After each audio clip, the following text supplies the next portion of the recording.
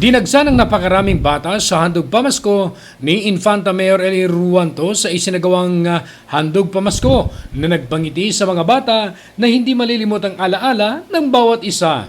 Naging pamahiin at panata na rin ni Mayor Eli Ruanto sa ika-16 na taon kung saan ang kanyang buong Christmas bonus ay binibigay pambili ng mga laruan at pampaskong aginaldo sa mga bata. Kaya tumatak sa isip at puso ng mga chikiting ang kanyang Santa Claus costume.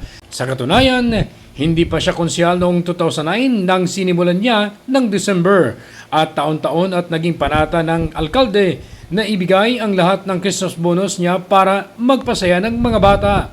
Ayon kay Mayor Ruanto, ngayong taon 2025, ay katuwang nito ang lokal na pamahalaan ng Infanta sa pagbibigay ng regalo at pagpapasaya sa mga bata sa pamamagitan ng kanilang mga Disney team ng suot ng namahagi ng personal na handog na aginaldo ang alkalde.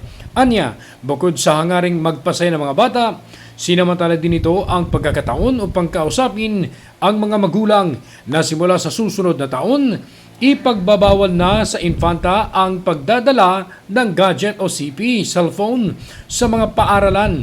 Kung kinakailangan makontak ay ihahabilin sa mga guro at ibabalik lamang sa may mga sapat na gulang na bata ang pagtapos na ang klase. Sinabi ni Ruanto na nakahain na umano at pagtitibayan na ang batas na nagbabawal sa pag-access ng social media sa mga 15 taon gulang pababa sa kanilang bayan. Paliwanag ng alkalde, bunsod umano ito sa tumataas sa bilang ng struggling readers o hirap magbasa sa buong bansa na umaabot sa 85% ng mga kabataan na sumailalim sa Comprehensive Rapid Literacy Assessment o CRLA ayon na rin sa report ng EDCOM. Ngayon din ay tumataas sa bilang ng depression at nagpapakamatay na mga kabataan. Patuloy na ipinaalala ng alkalde sa lahat ng mga infantahin na sa ganitong panahon ay mamayani sa ating mga puso ang pagmamahalan, pagbibigayan at higit sa lahat pagpapahalaga sa pagsilang ng ating puong may kapal.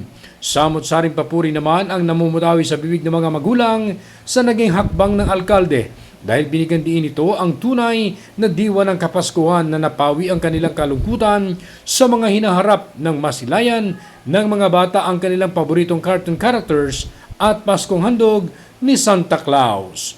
Ronda Balita mula sa lalawigan ng Quezon. Ako si Che Arnarit, naghahatid ng mahalagang impormasyon at balitang totoo.